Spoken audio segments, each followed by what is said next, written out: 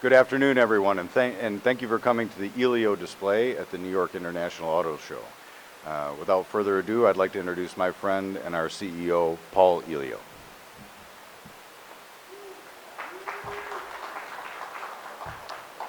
Good afternoon, and thanks for sticking around for the last of the press conferences.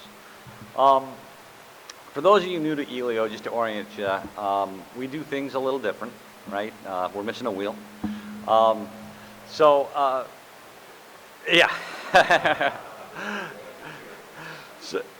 And there may be a screw loose, but no, so its claim to fame is our targets are 84 miles per gallon highway, assembled in Shreveport, Louisiana, with 90% North American content and a sticker price of $6,800.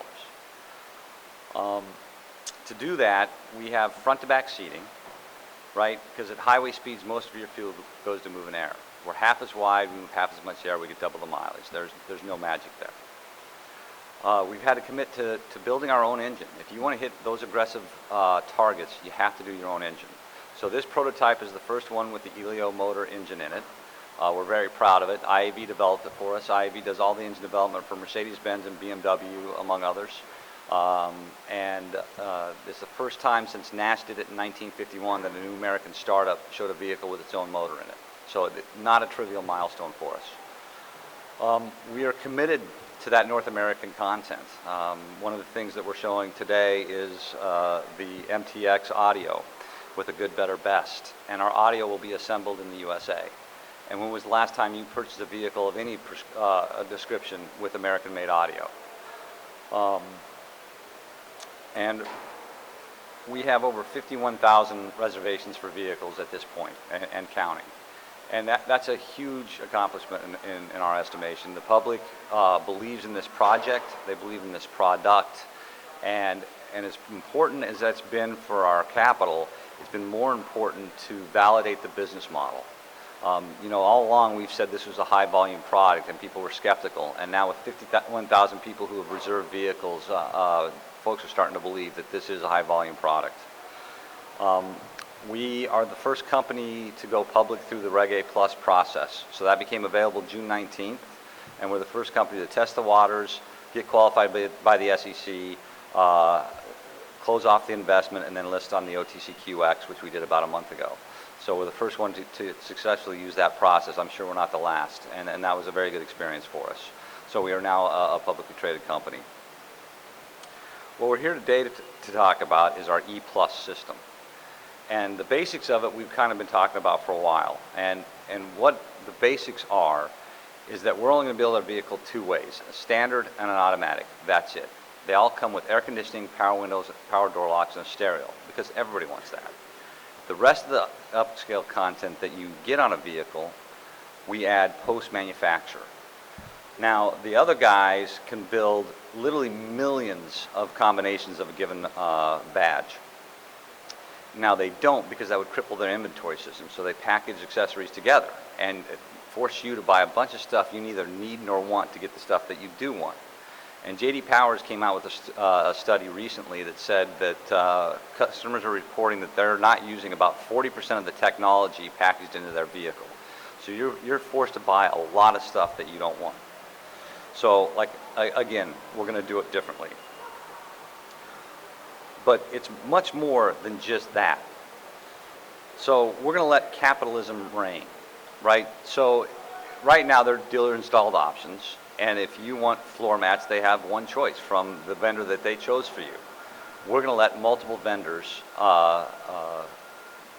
do identical options and let the customer, let the crowd pick what's good. We've got buy-in from major suppliers. Both Bosch and Continental are going to have content available on the E Plus system, and they're two of the largest suppliers in the world. Obviously, there'll be some little guys. We love little guys. And I was a little nervous about this whole letting them competing, not doing it exclusively, because they're much bigger than we are. And I thought they'd say, if you want our technology, we want it on exclusively. But it was the exact opposite. They are ecstatic to finally be able to compete in front of the customer, right? These guys have always had to fight it out in the boardrooms at the other OEMs, and either they win or they lose. Either they get on the platform or they don't. And now they get to go compete with the customer. and show them why they're better than the other guys. And they're confident in their products, they're confident in their abilities, and they're excited to go have that competition. We are a retailer, right? So we're gonna carry Heinz, we're gonna carry Hunts, you know. The benefit to the supplier is several. First of all, they get a 51,000 person focus group at the moment and counting, right? So we'll display content on our E+ section of our website, and some of that won't get produced because there won't be enough interest in it, right? So they'll put up content, and the customers will decide what they like and what they don't like, and based on that, these suppliers will produce it or not produce it. They may lower the price because the volume's higher than expected, right? But it's now the suppliers who are creating the content and the customers who are consuming the content are interacting, and we're just a conduit. What this is going to result in is that the consumer is going to get the best technology first on the lowest price vehicle in the market. That's never happened before. So when I was at the Detroit Auto Show a few months ago, I went to several of these big supplier booths, and they have some amazing technology that's not out yet. And if the other guys get enamored with it, it'll take them 3 to 4 years before it gets on a vehicle because of their design cycle. And it'll come in on their high-end vehicles first, and it'll take a decade before it trickles down to the low end. We can execute it right away. So the best technology will get executed on Elio way before you find it on a luxury brand, and a decade before you find it on another entry-level vehicle. On the business side, we're not going to over-mark up our accessories, right? That's kind of a tradition in the automotive industry. You price the vehicle low, and then you charge a lot for the options. You know, a nav system's $3,000, and you can get a Garmin for $150. There's a disconnect there. So we're marking our stuff up 20%, and we're not hammering the suppliers. We're saying, hey, it's your business. You can price it high and have a low volume and a high margin. You can price it low and have a high volume and a low margin. It's your business, not ours. We're going to mark it up 20%, so take that into account. On top of that 20%, there's a concept called a toll road, right? So to accommodate all this technology, you have to have certain infrastructure in there. And an easy one to point to is the pigtail for the power seat, right? If you want a power seat, there has to be a pigtail there for it to plug into. That's $4. And if you're trying to hit $6,800, how many times can you add $4 before you blow way past it, right? And so we struggled with that. So how do we handle that? So using made-up numbers, let's say at the end of the day, we end up with $300 of infrastructure to accommodate E+ items. And at the end of the day, after the E+ folks have gotten involved, we believe that we're going to sell on average $3,000 in accessories. So instead of marking it up 20%, we're going to mark it up 30%, right? The 20% we want to make plus the toll charge for the infrastructure. So the folks using the accessories pay the toll, pay for the infrastructure. So on our initial pricing, we're going to have to estimate those two numbers, right? And as it gets refined, we'll adjust that to try to make that a break-even proposition for Elio. What this is going to do is it's going to create a community of accessory suppliers. So the tier ones have a hard time getting a new product in automotive, right? The big guys, they always say, who else has it? They all want to be second, right? Because if it doesn't work, they don't want to be first because it gives their brand a blemish. But we can take that risk because it's designed to be put on after the car is made. So if you don't like it, we'll have a liberal return policy and we'll take it back off. If they integrate it in the dash, they have to figure out how to make this thing work. And if it just doesn't work, they're kind of in a pinch. So the suppliers can go to Elio, have it there first, and when the big guys, the rest of the customers say, who else have it? Elio. Well, does my customer want it? There's a 70% take rate. So they get valid data to push their technology through the rest of their customer base by their Elio experience. Also, if you're a small guy, I bet you there's thousands or tens of thousands of great ideas that would have made cars better over the last several decades that never saw the light of day because the big suppliers have a hard time getting things on vehicles, let alone the average guy, right, with a good idea and who's an entrepreneur. So it gives access to the market through our E+ system. And also from a business perspective, it will create a revenue stream for us rather than a revenue point, right? So most vehicles, they go to the junkyard as configured, plus or minus wheels and or stereo, right? So with an Elio, if you're an entry-level person, say you're a high school or college student, you buy the base vehicle because that's all you can afford. And then 3 paychecks later, you get that first accessory you were dying to get, right? 4 paychecks later, you go get something else. If you're wealthy, if you're one of the and purchasers, as we call them, you load it up the way you want it the day you get it, and then every 6 months you spin by Pep Boys or Elio Motors showroom and say, what else is cool for my Elio? What else can I add, right? And because of that dynamic, we're going to create a revenue stream rather than a revenue point. The last part is we're going to create myelio.me for our reservationists. So in 1 month, we're going to unveil the website. Every reservationist gets a myelio.me account, and they can go in and start selecting different accessories that they want. That information will be pushed to the supply base.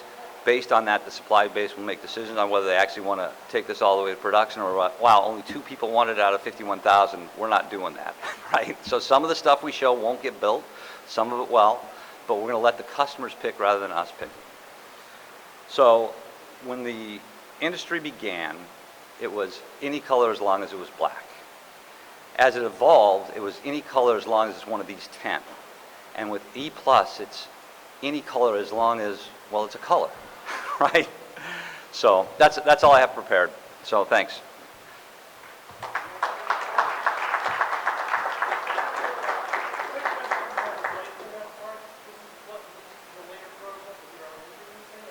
Yes, yes. So this is the P5, our last prototype. We are currently building the E-Series vehicles, which are our engineering vehicles that we will destructively test. We expect E1A, we labeled them E1A through X. E1A should be done in June.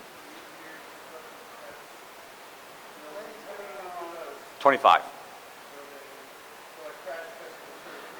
Right, yeah, front, side, rear impact, durability, etc. Yeah, yes.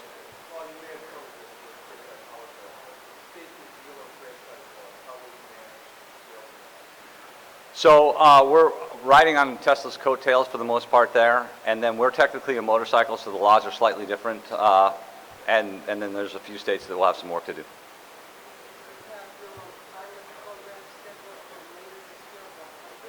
Correct. So we had planned on producing those vehicles as test vehicles, and now instead of testing them internally, we decided to do real-world testing and give them to a fleet or fleets.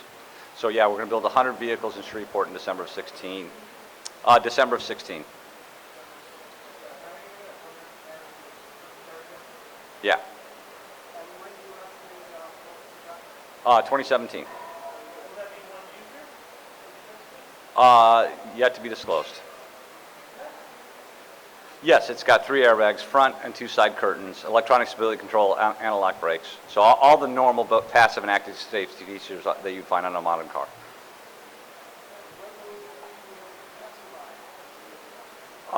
Soon. So this one drives really well. I had it at the Eischen test track about 2 weeks ago. It was really fun. It drove way better than the rental car that I took to the test track. And this is a first article. I mean, we're not done, and it drives very nice.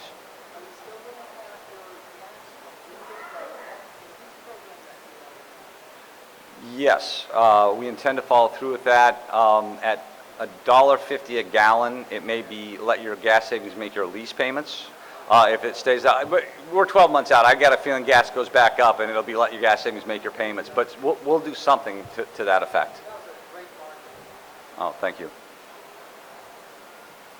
Is there any other questions?